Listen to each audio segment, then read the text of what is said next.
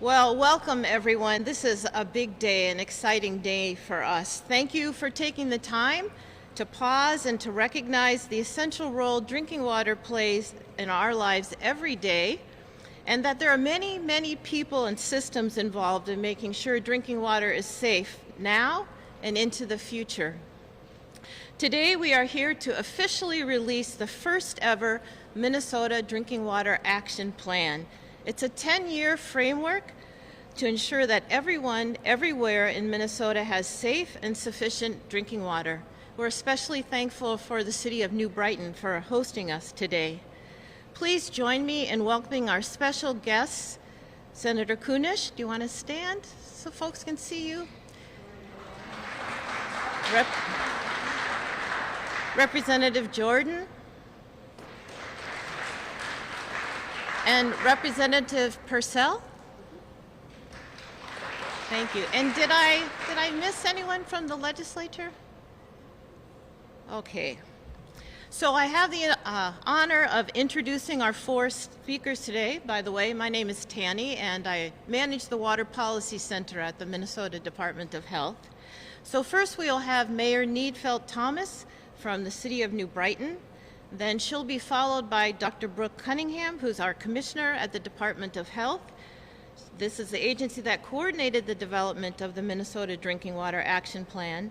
Then she'll be followed by Paul Gardner. He's the former administrator of the Clean Water Council.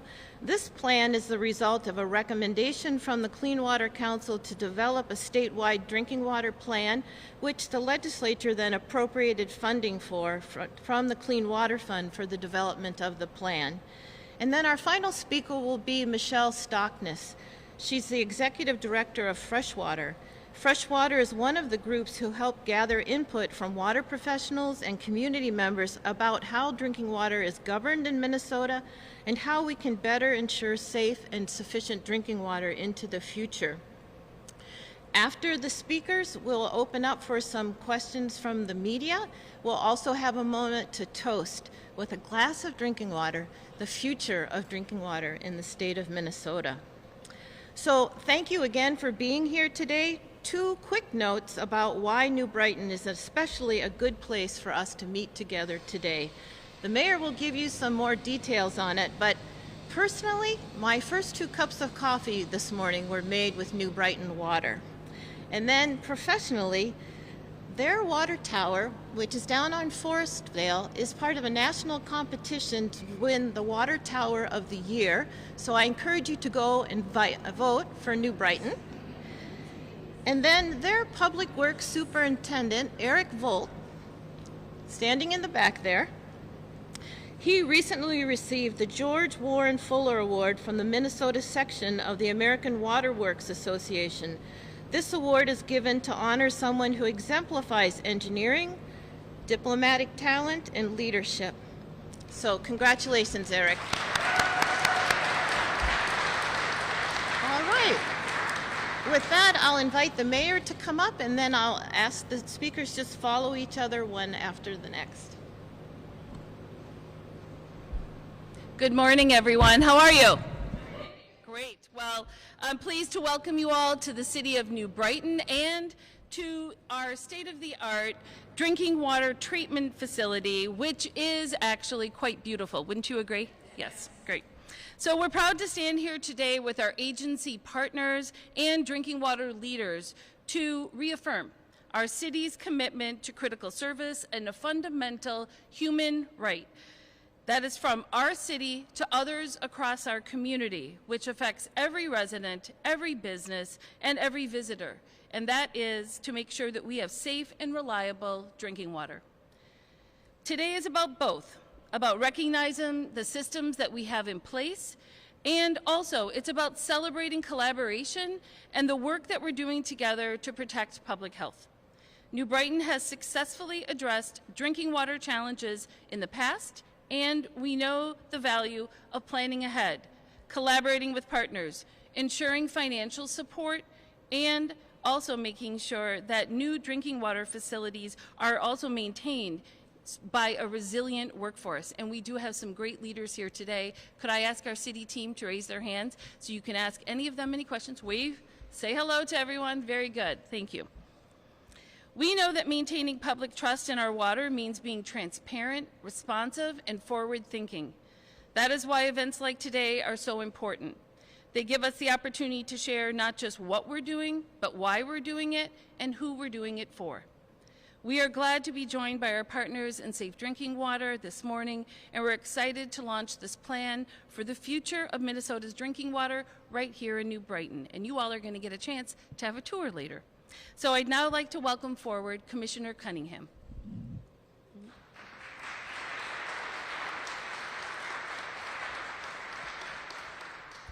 Good morning. I am pleased to join you all today to launch the first ever Minnesota Drinking Water Action Plan. We are excited about this plan. It's such an important step to make sure we have safe drinking water today and into the future.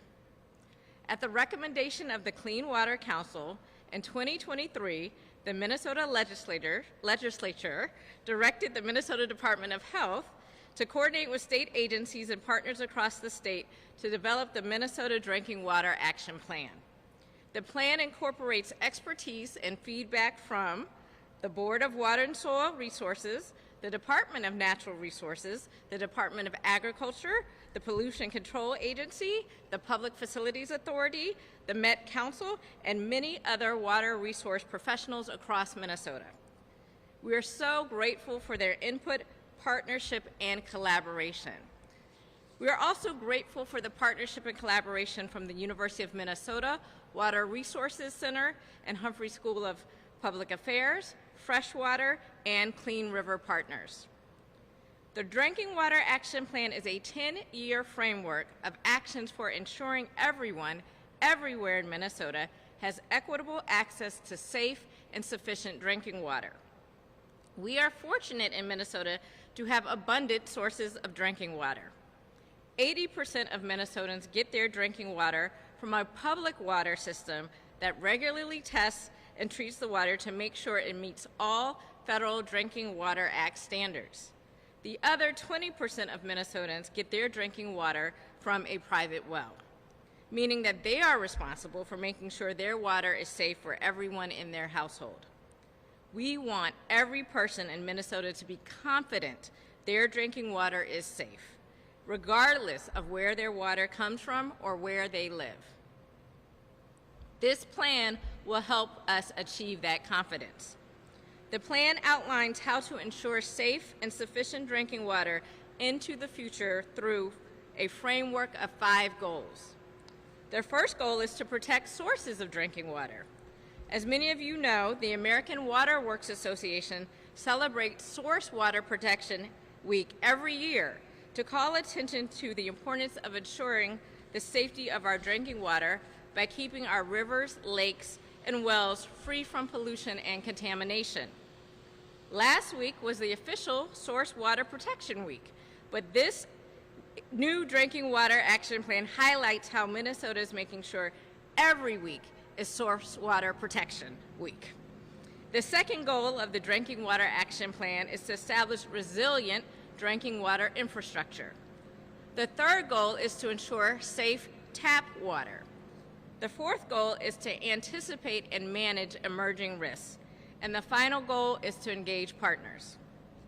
While much progress has been made toward achieving our vision of equitable access to safe and sufficient drinking water, there is still much work ahead. For example, we need to protect the approximately 400,000 areas of vulnerable land within drinking water supply management areas. We need to reduce the impacts from flooding and other climate change-related events to drinking water supplies. We need to upgrade and modernize data systems. We need to connect to communities throughout Minnesota to understand their drinking water concerns and priorities. We've done a lot, and there is much more for us to do.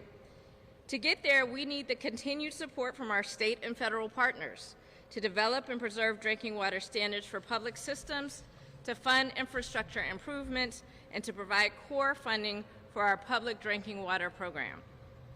We are grateful for the state's continued commitment to safe drinking water, The 2025 Minnesota legislature passed a bill increasing the safe drinking water fee to help all public water systems get the support they need. And the passage of the bonding bill provides additional funding for drinking water infrastructure and affordability grants for small water systems. The Minnesota Drinking Water Action Plan is our shared commitment to continue working to ensure that everyone anywhere in Minnesota can be confident it is safe to drink the water when they turn on the tap. We invite you to take action with us. Here are 3 things that you can do. Read the plan and see how your organization or community can participate or support efforts. Test private wells for bacteria, nitrates, arsenic, lead, and manganese. And those of you who are customers of public water systems, check your water quality report to better understand the quality of your water. These and other actions can help us ensure drinking water for current and future Minnesotans. A safe, sufficient, and affordable supply of drinking water is essential for healthy Minnesotans, healthy communities, and for a healthy economy. Thank you.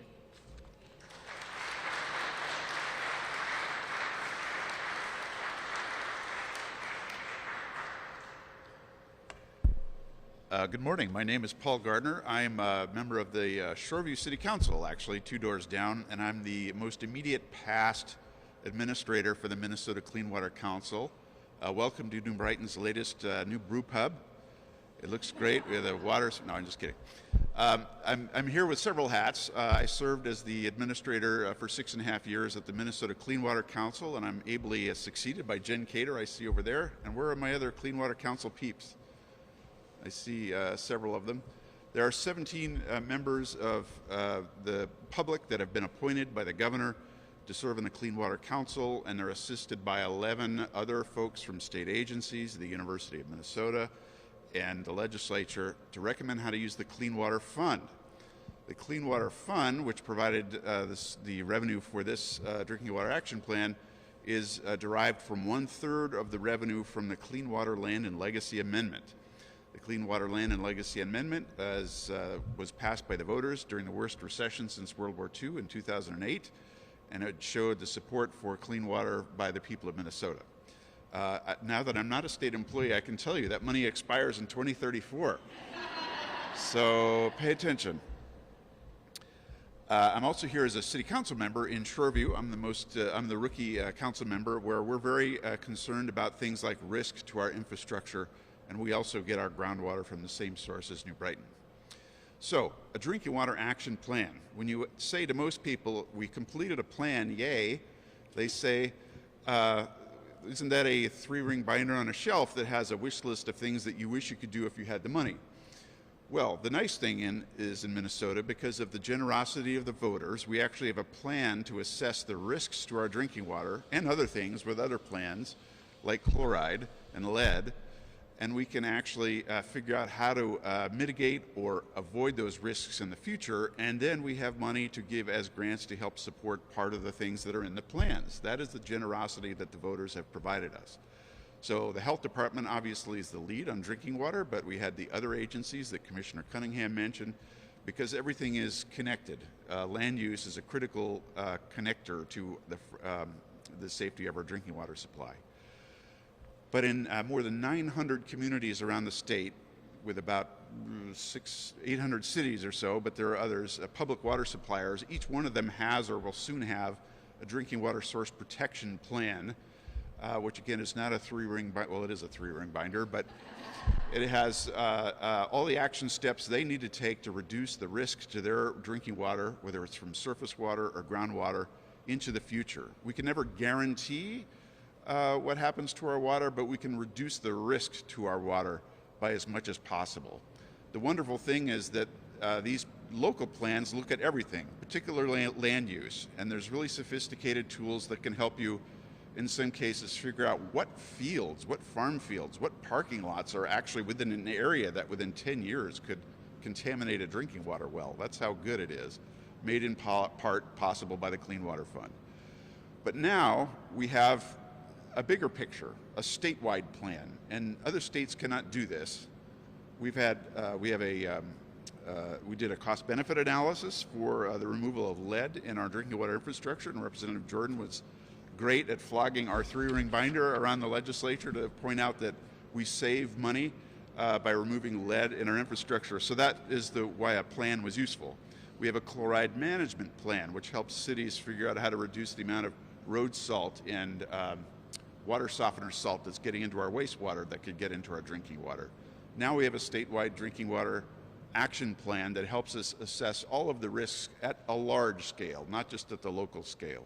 So that's pulling in everything from climate change and what that might do to our surface and groundwater supplies, either good or bad. These are things we're very worried about at this municipal level, to making sure we have the people who can do the work. We're very concerned about the exit of the baby boomers from the workforce, and making sure, like all other fields, we have people to do this work is critical. But I'm thrilled to be here in New Brighton, which has always been forward-thinking. As our neighbor from Shoreview, we were supposed to do this in Shoreview first. This is another reason we're here. But we're just thrilled to announce the release of this Drinking Water Action Plan, and I thank the Department of Health and all their partners for making this possible. Thank you.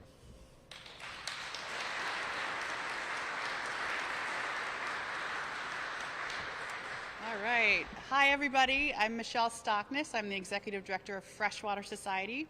We are a nonprofit that works to inspire and empower people to value and preserve water. And we agree that everyone, everywhere in Minnesota should have safe and sufficient drinking water. Whether you're on a big city water system or a private well or a business, this is important to everyone. We're really proud of Minnesota for making safe drinking water a priority. As a drinking water engineer, I'm super proud myself. I don't know of other states that are taking steps like this, and it's great for us to be proactive. And I want to emphasize the action part of this. Drinking water doesn't happen, safe drinking water doesn't happen on its own. We know that safe drinking water takes proactive planning and work. These are actions of many people working every day with nature and chemistry and mechanical equipment to keep things flowing. Do you like the pun? And to also, there's a lot of risks that people are managing every day for safe drinking water. And we need to get safe drinking water to businesses and people 24/7. And safe drinking water really doesn't happen on its own. Freshwater was proud to have helped with the community outreach part of this plan. And we really appreciate that this plan took an honest look about what's working well in the state. We are doing wonderful things as a state for safe drinking water, so we should be really proud of that. And the plan also looked at areas where we can improve. More specifically, we're very glad this report included a few specific things. We appreciate that community member and tribal member feedback was incorporated. These are groups that have been historically underrepresented in drinking water planning. We like that this plan includes clear identification of the roles in the partnerships we all play in safe drinking water. Safe drinking water isn't one group doing it all. It's government, it's researchers, it's businesses, it's nonprofits, it's community members. All these groups have a role in safe drinking water. We're also happy to see support for growing the water workforce. As Paul alluded to, a third of the water workforce is retiring in the next 10 years, so we need more people in these wonderful water jobs. And lastly, we're really happy to see that this report identifies more support for private well users. 1.2 million people in Minnesota use private wells for drinking water, and we know they have gaps in safe drinking water protection and support. So kudos to the state and everyone who helped work on this plan. We love that this plan is here. Thank you to the state for your leadership in developing this framework. It's really important. And as we move towards plan implementation, the plan is the easier part, right? Now we have to implement it, which is more work. So we look forward to collaborating with all of you to make sure that everyone everywhere in Minnesota has access to safe drinking water. Thank you.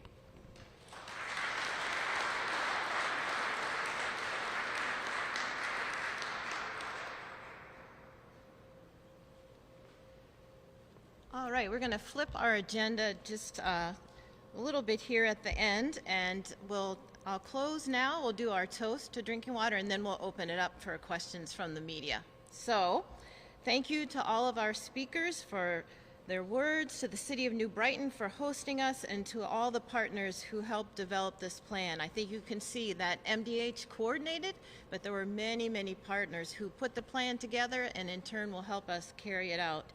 New Brighton also graciously invites you to take a tour of this cutting-edge drinking water treatment plant.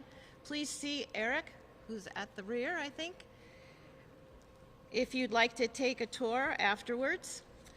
The Minnesota Drinking Water Action Plan is available on the Minnesota Department of Health website. We invite you to pick up some information about the action plan and other drinking water efforts on the table over there to my right.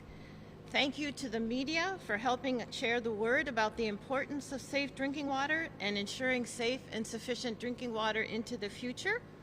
And so now it's time for our toast. So if you don't have a glass of water, I think we can pass them out. I'd invite the speakers to come up front here with me.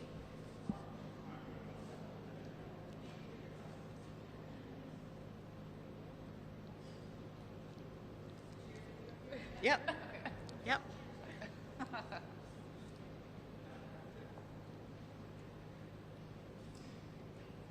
All right, and where's our mayor? Oh, there she is. All right. Everybody ready? Let's make a toast to the future of Minnesota's drinking water. May 2034 find us experiencing the reality of drinking water that is safe for everyone, everywhere in Minnesota. Cheers. Cheers. Cheers. Cheers. Thank you. Cheers. Cheers. Cheers. Cheers.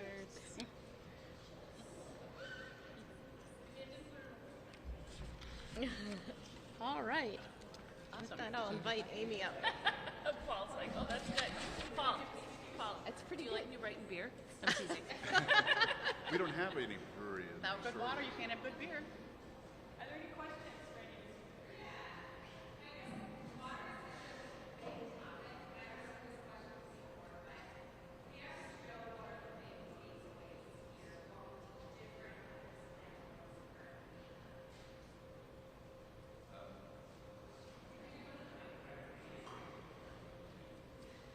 Hi, the question is about what does this mean to the average person? I would say most people know that water comes out of their tap, and not a lot of people know what the source is, whether it's groundwater or surface water or even where it's brewed. But we want to assure Minnesotans that we have a plan to be able to reduce the risk of something happening to that in the future so that people can have confidence that their water is safe. I should say that drinking water has to meet federal drinking water standards right now.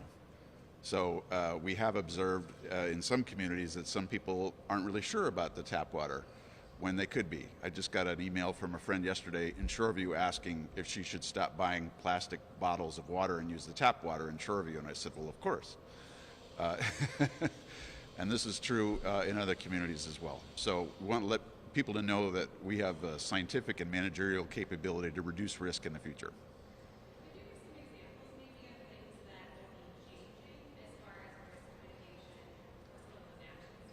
Sure. There are some things that individual cities do already to reduce risk, but not everybody.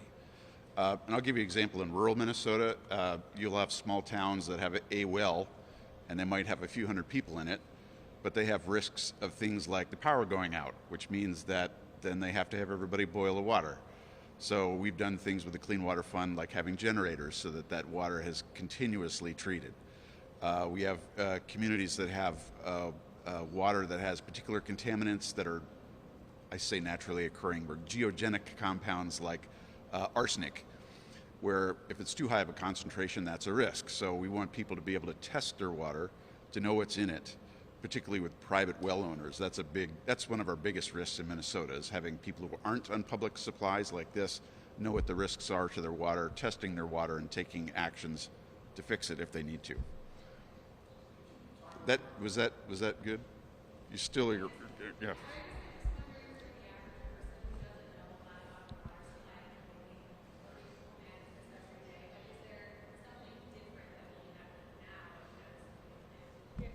Yeah. Calling in the sub. Not really. Yeah. If you read in the plan, under each of those 5 goals, we identify things that we're doing well, but we're also identifying challenges that we're facing in the future, threats. And Paul has mentioned 2 of the big ones. We have 50% of our public water systems, these community systems, serve a population less than 500. So it's challenging for them to have the financial resources or the technical capacity to run a treatment system to ensure safe drinking water. On the private well side of things, it's not 1974 anymore when we had our well code go into place. In 1974, you could pretty much put a well most anywhere in the state and be assured of having safe drinking water. But how we use our land has changed dramatically, and also our understanding of things like arsenic has changed. The public drinking water value for what's safe went from 50 parts per billion down to 10, and we know that with a carcinogen there's risk when it's detected in water. So a big challenge for us is how do we reach those private well owners who are responsible for the operation and maintenance of their wells. And we have some other challenges that the plan will help us address, like the workforce issue. We call out under number 2 goal, infrastructure, and there we're talking about not just pipes and pumps like you see here today that age out over 25 to 50 years and then often need new treatment systems to address emerging contaminants, but there's other people infrastructure. The number of water operators, it's a great career. They are declining in the state. The number of folks who can drill a well contractors, that also is going down. We want young people to know those are bright futures for them. And then the last piece is our data debt, I would say. Our data systems are really old, and we need to update those so that we can report out on the good work that we're doing and on water quality. Under Goal 4, we talk about addressing emerging issues.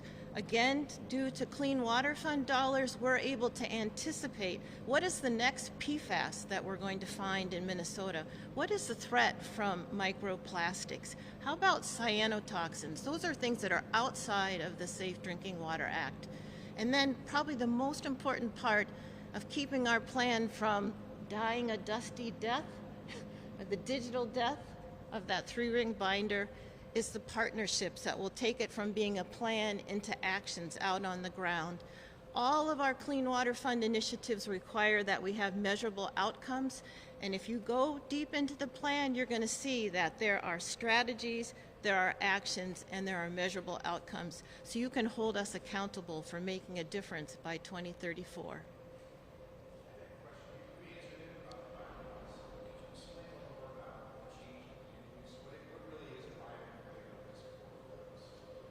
For private wells, well, the way we use our land in the area of agriculture is changing.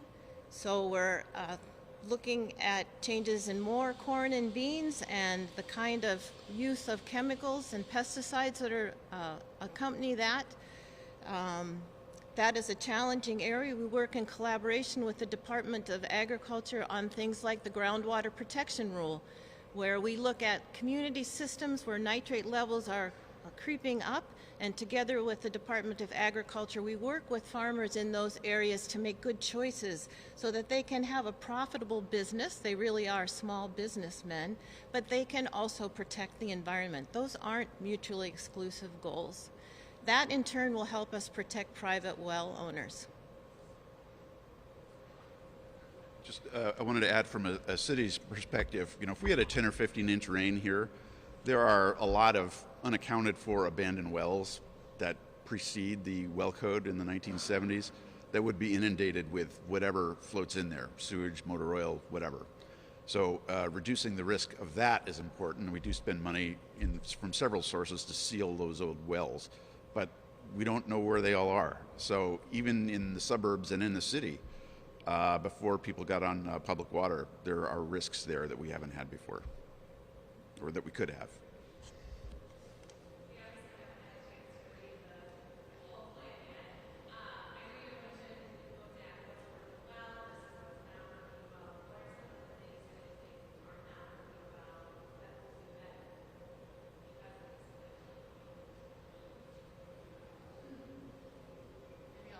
Take a turn.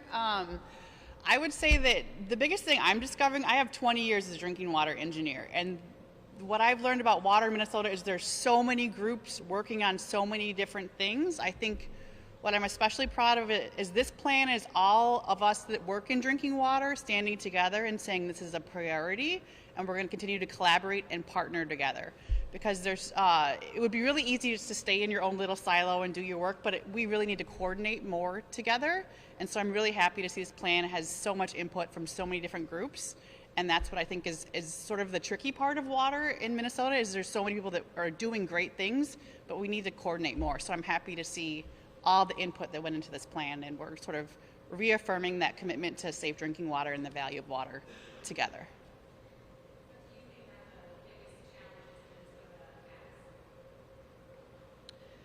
I mean, the other thing I'll say is funding. I think we're getting to the point with safe drinking water where communities can raise rates, and then we have affordability issues, and there's, dedicated funding from the state government or the federal government is uncertain right now. So funding is the top of mind thing of what I hear people being concerned about these days.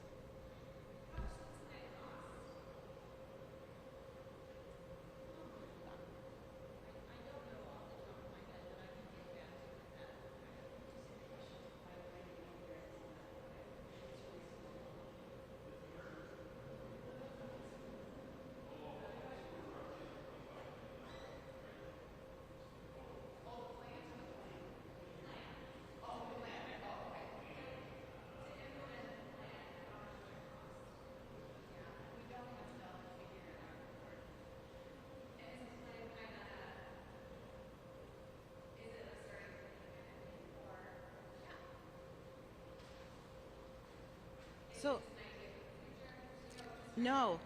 So actually, we had the start date as 2024, and we've been working to get the plan launched for the last year, and the idea is that it sunsets in 2034, which lines up with the sunset of the Clean Water Land and Legacy Amendment. And so that accountability factor is built in there. And the plan is similar to our Clean Water Fund performance report, that the agencies and groups that are involved in the plan, they're all named in the under the goals, strategies, and actions, that every 2 years we will put out a report saying this is what we've achieved over the past 2 years, so that you'll know what's happening and what's not happening. Can I, as someone in the city, there are risks that we can't understand because groundwater, for example, doesn't observe political boundaries. And so we don't have the capacity to understand what happens in 100 miles away is going to affect us. We just don't have the capacity to do that. You also asked about challenges. Can I throw out something to you? So I've heard a line about climate change that I think fits here, which is it's no longer about technology, it's about psychology. We have opportunities right now for most Minnesotans to live better in a way that's protective of our drinking water, whether you're a cabin owner, whether you're a farmer, whether you own private forest land, whether you have a suburban house with turf grass on it. We have tools for everybody that's distributed to the local level with money at the federal, state, and local levels to help people. We'll bend over backwards to help people figure out how to do those things that are better for water, whether it's drinking water or surface water. The plan helps us show people what's possible so that we can open the door and then we ask people to walk through.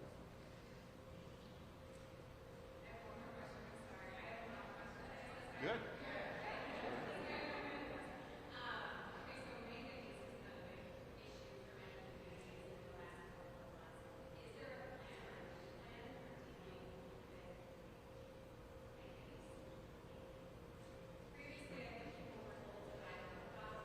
Yeah.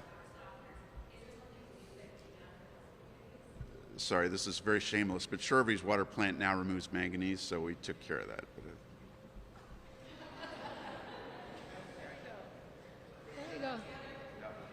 Yeah, so you're right. That's a more recent development, and there isn't a primary drinking water standard for manganese. There's only one for aesthetics.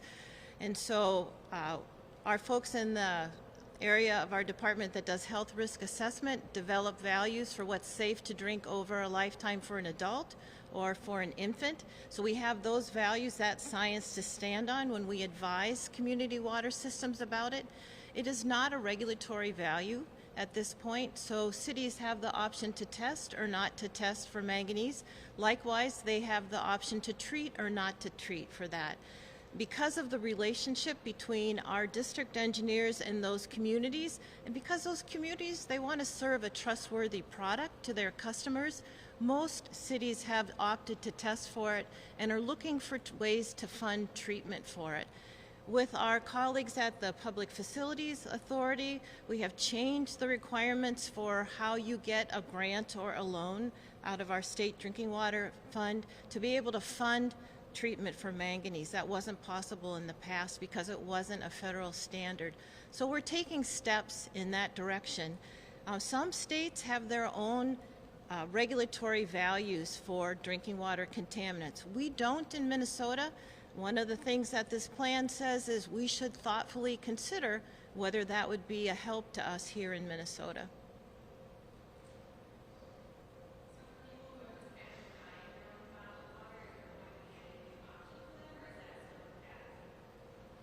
So are you talking about in the meantime? Yeah, so as you mentioned, water softeners can help to reduce manganese. It takes a while. If a city opts to do treatment, it takes a long time to do the planning and development for a treatment plant. So bottled water is an option, but there are other risks that come with bottled water, so it's not a silver bullet.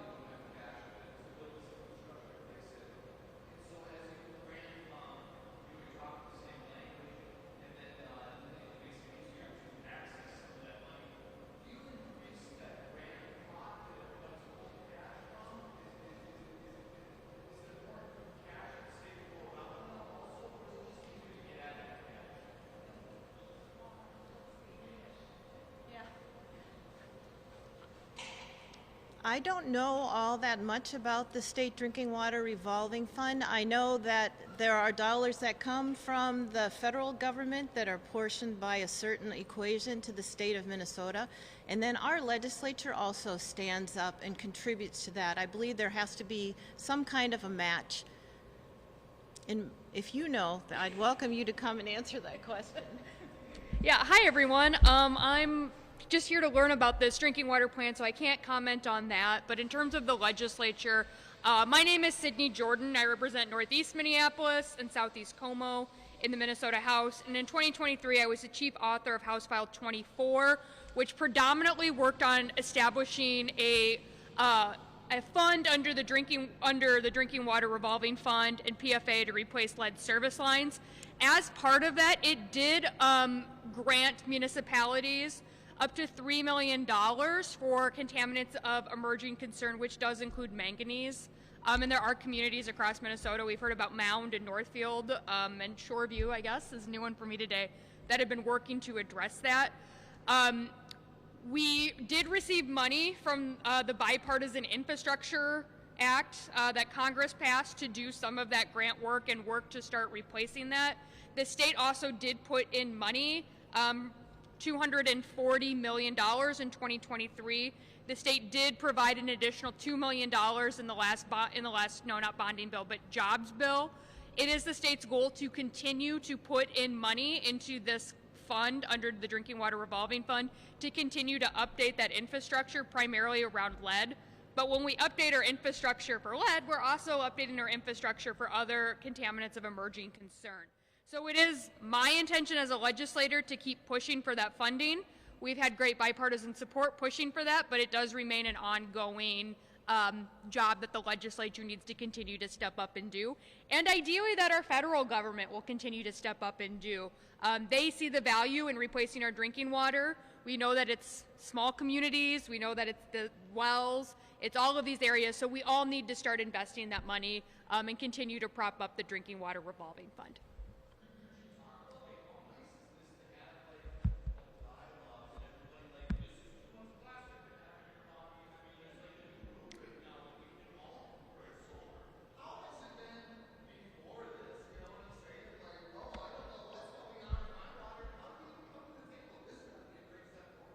I mean, I really applaud all of our state agencies, and in particular our Department of Health, for making sure that we do have these plans grounded in working with their municipalities and agencies and grounded in science and what's best for Minnesotans. So as long as we can, as the legislature, can continue to make these connections about clean water, which regardless of what your political bent is, you need clean water. We all know that. Clean water is a bedrock of our entire bodies. Our whole bodies are made up of water. So making sure that we have reports like this can really aid the legislature in working bipartisanly to ensure that every Minnesotan has access to clean water, and work with our federal partners to make sure that they can continue to fund clean water infrastructure for every Minnesotan.